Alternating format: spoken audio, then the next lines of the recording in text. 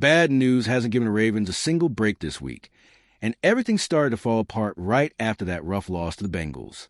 The drop in the rankings was huge. The commentary got harsher by the hour, and suddenly everyone pointed to the same issue: an offense that froze, turnovers piling up, and Lamar Jackson going through a weird, unsettling stretch. It feels like every day brings a new detail, showing the situation is more serious than it looked. And the tension only grew when analysts started questioning the team's real strength inside the division. Confidence vanished fast. The schedule got tougher, and people are already saying that if something doesn't change now, the playoffs could slip right out the front door. There's a key piece behind all of this, and once you connect the dots, it's easy to understand why so many people are so worried about what's coming next. After taking that punch from the Bengals on Thanksgiving, the Ravens woke up to an uncomfortable reality. The fall in the power rankings wasn't just noticeable, it was brutal. That loss wasn't just a bad game. It was the kind that changes how people look at your entire season. When analysts stared at that 32-14 score, the collective reaction was simple: something is really off. And that showed immediately in the rankings the following week. Now, the Ravens are scattered anywhere between 14 and 20, depending on who you look at. That spread tells the whole story. Confidence in this team evaporated fast. A lot of people saw Baltimore as a legitimate contender a few weeks ago, a team built to make noise in January.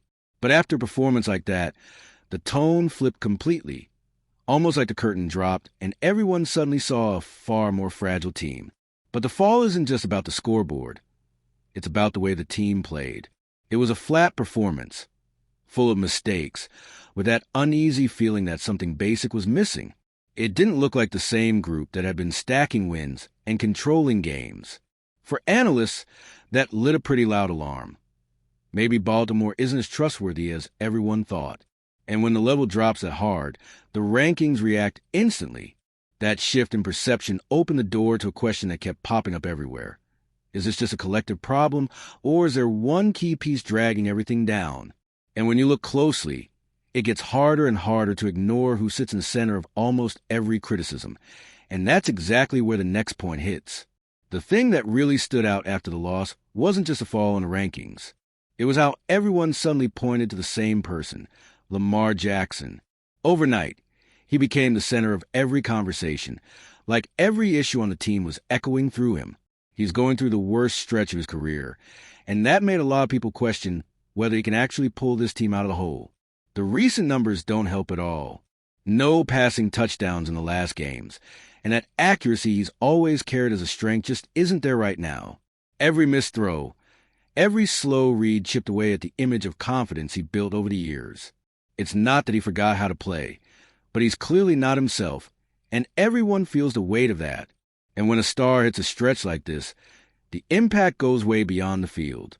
Analysts start questioning leadership, preparation, health, all at once. And when that many negative takes pile up, the pressure snowballs into something hard to contain. Lamar knows it. The team knows it. This is the kind of moment where even the smallest mistake turns into a megaphone. And all this talk about Lamar opened the door for something that made analysts even more uncomfortable. It wasn't just him. The entire offense looked lost, like it was trying to run through quicksand. And that leads straight into the next point that analysts didn't hesitate to highlight. If there's one thing that destroys any NFL team, it's giving the ball away for free. And Baltimore did it 5 times against the Bengals. That's not just a lot. That's catastrophic. Each turnover chipped away a little more confidence, almost like the offense was fighting itself instead of the opponent. You can't win like that, and analysts had no problem saying it out loud. The offense didn't look like it had a working plan. It felt like watching a group trying to build a puzzle with pieces from different boxes. Nothing fit. No rhythm. No structure. Just a whole lot of confusion. Instead of threatening the opponent, Baltimore became its own worst enemy. And that kind of collapse raised a massive red flag. When an offense disappears for weeks, you can't call it coincidence anymore. Repeated failures point to something deeper, almost structural. Confidence is low, execution is stuck, and the media's patience ran out. This is the kind of situation that demands a quick response, or the season slips right through their hands. And this offensive meltdown fed into another point that kept showing up in the analysis. Maybe the AFC North isn't as strong as people think, and that changes how the Ravens are viewed completely. All right, we're already past the halfway point of this video, but before we continue, I noticed you haven't left a like yet. It's really important because it helps YouTube keep showing you my content so I can keep bringing you the best news about the Baltimore Ravens. So go ahead and hit that like button. It's free and it really helps. Thanks. Now let's get back to it. Even with all these problems, some analysts still call the Ravens favorites in the AFC North. But that raised a big question. What does being the favorite even mean right now? The division feels more like a survival contest than a battle of dominant teams. And that turned Baltimore's lead into something more awkward than reassuring. Nobody in the division is actually convincing anyone. Every team is dealing with injuries, bad stretches, or flat-out inconsistency. So when analysts label Baltimore as the favorite, it feels more like a process of elimination than genuine merit. And that definitely chipped away at the credibility the team had early in the season. And when you mix that shaky identity with an offense that's stuck, outside confidence collapses. Analysts started asking what exactly Baltimore has that should scare anyone in January. The offense isn't working, the defense is showing cracks, and the quarterback is in the worst moment of his career. That combination doesn't inspire confidence anywhere. And all this doubt about the team's strength led to an even bigger concern that showed up in almost every article. If Baltimore keeps going at this pace, the season could end earlier than anyone expected, which is exactly where the next point comes in. The tone around the team got heavier the moment playoffs entered the conversation. Not too long ago, it felt absurd to even imagine the Ravens missing out. But with their performance tanking and a tough schedule ahead, that possibility is suddenly real. You can't call it exaggeration anymore. It's clearly on the table.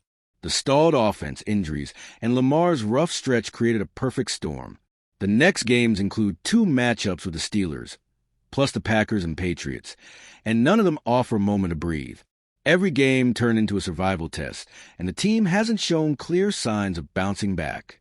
The big question that took over was simple. If the Ravens can't beat a Bengals team that came in broken, how are they going to handle teams that show up healthier and more prepared? Questions like that only appear when trust in a team hits rock bottom, and that's exactly what we saw in the rankings and analysis. And this heavy sense of urgency leaves one last impression. Time is running out, and everyone is waiting to see how a team that once stood so close to the top is going to respond before everything slips away. In the end, everything we saw this week makes one thing clear. The Ravens' problems aren't small. The rankings drop, the offensive struggles, the doubt around Lamar, and the real risk inside a division show a team getting squeezed from every direction. What once looked controlled turned into a race against the clock, and every recent mistake matters more than ever because the margin is gone. Now, it all depends on how this team responds to a moment that left so many people worried. So here's the big question. Do you believe Baltimore can bounce back before the season slips away for good? Because that's exactly where they are right now. And the answer needs to come fast. The road ahead is tough, but there's still a chance to flip this heavy storyline and get back to what felt so close just weeks ago. The season's still alive. Now it's on the team to prove they deserve to carry it.